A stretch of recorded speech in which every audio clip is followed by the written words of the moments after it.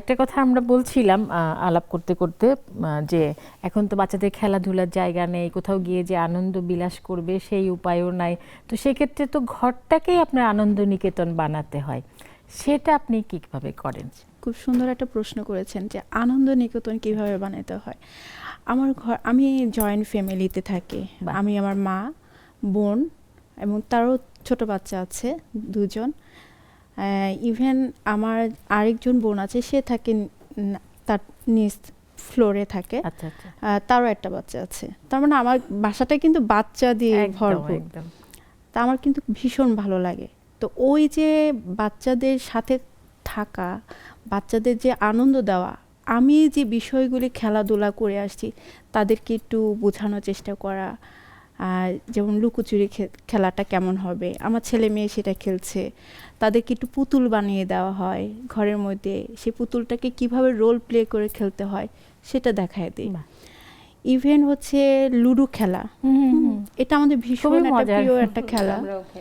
তো ওইটা দেখা যাচ্ছে যে লুডোটা নিয়ে এসে তাদের সাথে বসে বন্ধের দিনটা এরকম খেলাধুলাটা মানে খেলাটা অংশগ্রহণ করে থাকে আমার বাচ্চারা।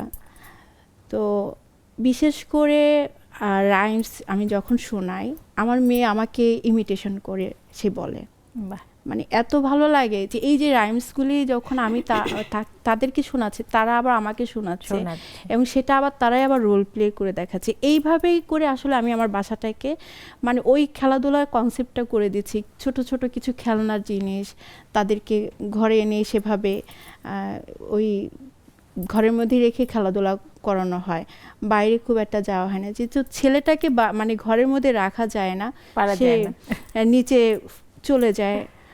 আমাদের ছোট্ট একটা মাঠ আছে, ওই মাঠেই চলে যায় সাইকেল চালানোর জন্য।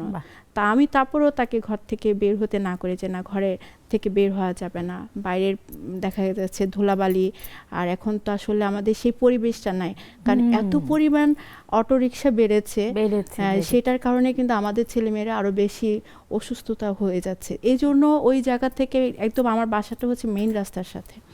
তো আমি এই জন্য তাকে ঘর থেকেই এখন আমি নিজেই বের করতে দিতে চাই না।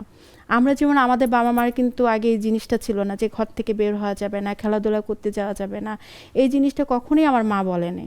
আমি কিন্তু প্রচন্ড পরিমাণ ডান পেটে ছিলাম এবং খেলাধুলা খুব পছন্দ ছিল। এবং একটা সময় কিন্তু মায়েরা বিভিন্ন কাজে একটু পাওয়ার জন্য, ফুরসত পাওয়ার জন্য বাচ্চাদের বলতে যাও তো একটু খেলে আসো, তাই না? হ্যাঁ, কিন্তু এখন দেখা যাচ্ছে আমরাই মারাই কিন্তু তাদেরকে ঘরের মধ্যে রেখে দিচ্ছি। কারণ বিষয়টা হচ্ছে বাইরের যে এখনকার যে পরিবেশটা, হ্যাঁ নিশ্চয়তা বা নিরাপত্তা যে বিষয়টা, বা আমাদের যে মানে অক্সিজেনের যে পরিমাণটা কমে যাচ্ছে, যে তাদের ধুলাবালি যে পরিমাণ শরীরের ভিতরে ঢুকে যাচ্ছে, এবং তার পরিমাণ কিন্তু রোগ প্রতিরোধ ক্ষমতাটাও কিন্তু কমে যাচ্ছে।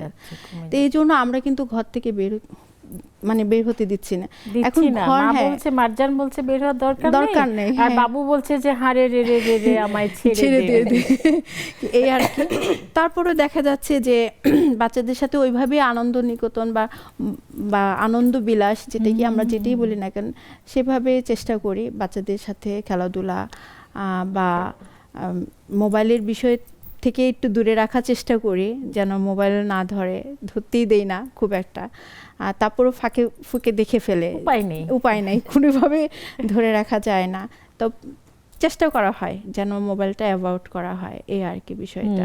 কারণ মোবাইলে থাকলে একমাত্র শুধু হাসির কোনো দৃশ্য এলেই ওরা হাসবে, আর তাছাড়া হাসবে না। কিন্তু যদি মোবাইলের বাইরে আমরা ওদেরকে গান, গল্প, কবিতা ইত্যাদি দিয়ে ভরিয়ে রাখতে চাই, তাহলে কিন্তু ওরা হ্যাঁ এটা আবার বলো তো, অথবা এইটা আবার করো তো, এই যে আকাঙ্ক্ষা, এবং সেটা যখন পরিপূর্ণ হয় তখন কিন্তু মানে এমনিতেই হেসে ফেলে, বাচ্চাও হেসে ফেলে। হ্যাঁ, একদমই তাই। এবং ওই যে বললাম না যে আমি যখন রাইমসগুলি বলি, তখন তো তাদের সাথে তো অভিনয় করে আমাকে দেখাতে হয় আমার বাচ্চার সাথে। আমাদের মানে আমার তো যে বোনের ছেলে মেয়ে, তারাও তো ছোট ছোট, তো ওরাও দেখা যাচ্ছে যে আমার সাথে ইমিটেশন করছে, এবং একদম তারা মানে ওই রাইমসের সাথে সাথে তারা নাচতেছে। তো এইভাবে তারা মানে এই আনন্দগুলি করে থাকে, এই আর কি বিষয়টা।